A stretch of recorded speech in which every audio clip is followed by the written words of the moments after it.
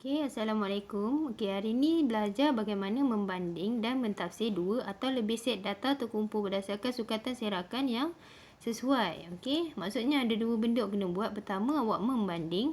Yang kedua, awak mentafsir. Okey. So, awak dah belajar sebelum ni cara untuk mencari min dan sisihan piawai bagi data terkumpul. Okey, jadi contoh 12 ni, dia cerita pada awak seorang ahli botani menyemai 40 sampel anak benih pokok bunga raya daripada dua hybrid yang berbeza. Maksudnya dia masih bunga raya tapi dua kacukan yang berbeza. Okey. Pertama dipanggil hybrid A dan kedua dipanggil hybrid B. Okey, macam mana dia nak tengok bunga raya paling cantik? Okey, dia tengok diameter. Okey, diameter bagi kedua-dua hybrid ini diukur bagi tujuan pengawasan dan pengawalan rapi supaya pokok bunga raya menghasilkan kelopak yang mekar. Okey, kita tengok bunga dia lah, kelopak, saiz kelopak dia.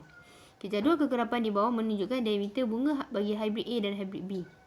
Okey, jadi bila awak tengok kat sini, dia diameter dia dah bagi dalam bentuk selang kelas. Okey, ni dipanggil data terkumpul lah. Okey, dan hybrid A dia bagi dia punya diameter 4, 8, 9, 10, 9. Hybrid B pun dia bagi juga. Jadi sekarang awak nak bandingkan yang mana lagi besar diameter dia. Okey, sebab data dia banyak, jadi awak kena guna nilai min dan juga sisihan piawai untuk awak justifikasi. Okey, untuk awak tafsir yang mana lagi bagus, yang mana lagi mekar. Okey. Jadinya bila awak buat penyelesaian, pertama sekali awak kena cari nilai min. Okey, macam mana cari nilai min awak dah tahu. Awak kena buat jadual yang ini. Okey.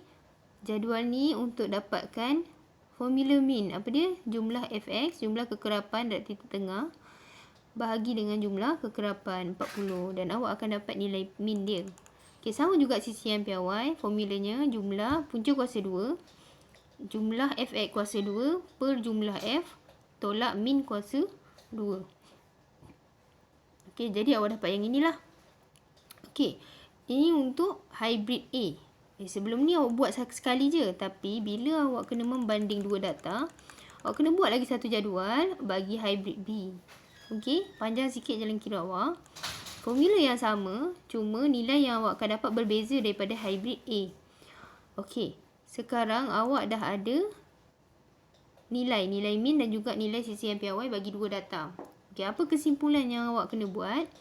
Okey, awak kena buat kesimpulan yang mana akan mempunyai kelopak bunga yang lebih besar. Okey, kalau awak tengok kat sini, diameter kelopak bunga yang lebih besar, awak akan tengok pada nilai min dia. Okey, kalau kita tengok kat sini, hybrid B 14.1, manakala hybrid A pula 14.35. Jadi siapa lebih besar? Hybrid A. Okey, menghasilkan kelopak bunga lebih mekar kerana minnya lebih besar daripada hybrid B. Okey, sebab min ni adalah saiz diameter kelopak bunga. Okey, logiklah awak akan pilih yang lebih besar. Kemudian awak buat kesimpulan lah ini. Okey, dan awak kena buat kesimpulan juga tentang sisihan piawai. Okey, sisihan piawainya yang lebih kecil iaitu 0.64 kurang daripada 0.7 menunjukkan diameter kelopak bunga yang lebih konsisten. Ini kata kunci yang awak kena ada bila awak cakap sisihan piawainya lebih kecil. Okey, siapa sisihan piawai lebih kecil, datanya akan lebih konsisten. Itu sahaja. Okey. So, awak buatlah latihan kendali 7.2C. Bezanya sekarang ni, tadi awak cerita pasal situasi bunga. Okey, sekarang ceritanya tentang bola.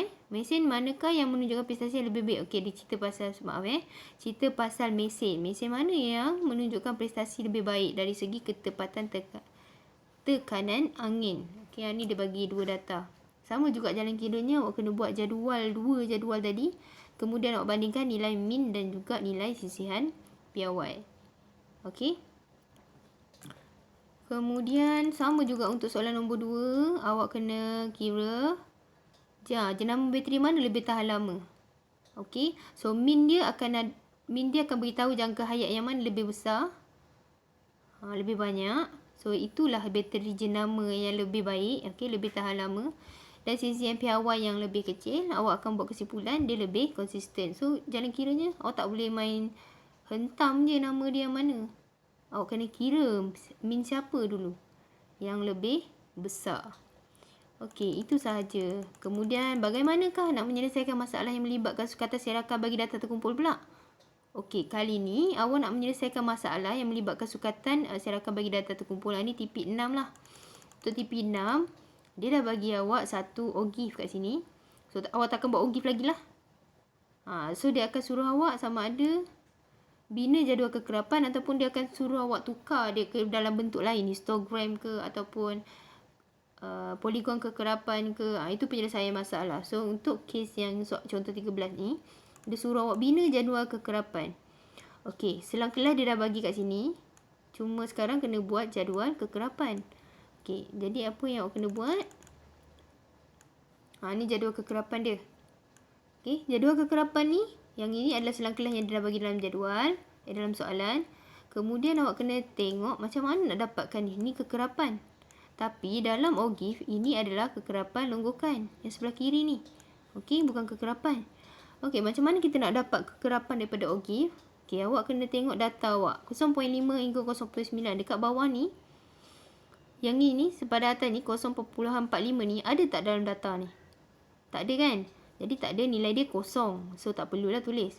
Okey, kosong ni. Kemudian, awak baca yang kedua. 0.95 ni sepadan atas bagi data yang kedua. 0.95. Okey, data dia 6. Okey, 6 ni kena tolak data yang sebelum. Baru awak boleh letak 6 tu dekat dalam kotak bilangan pelanggan.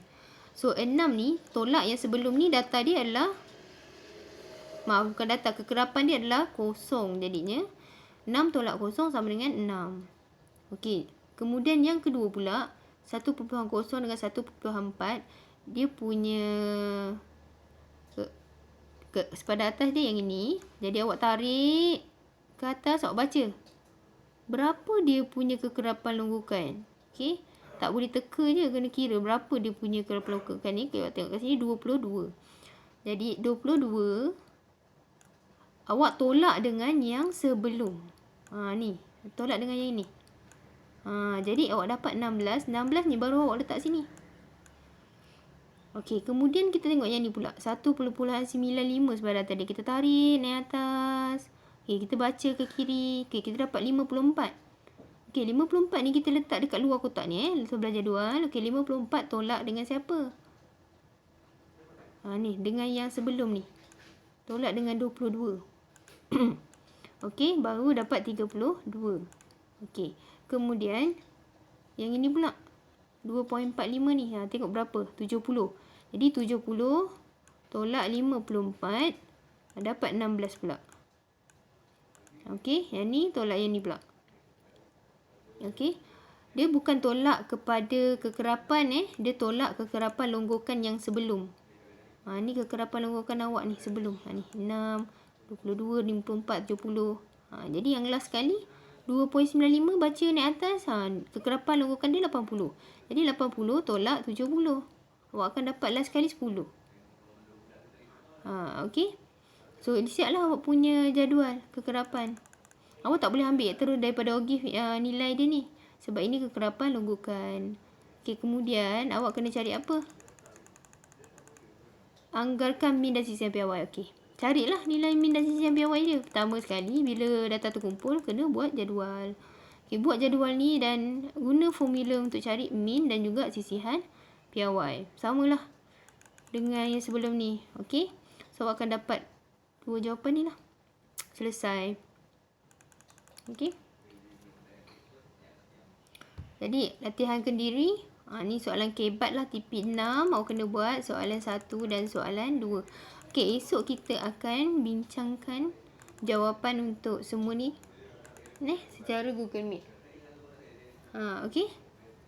Terima kasih.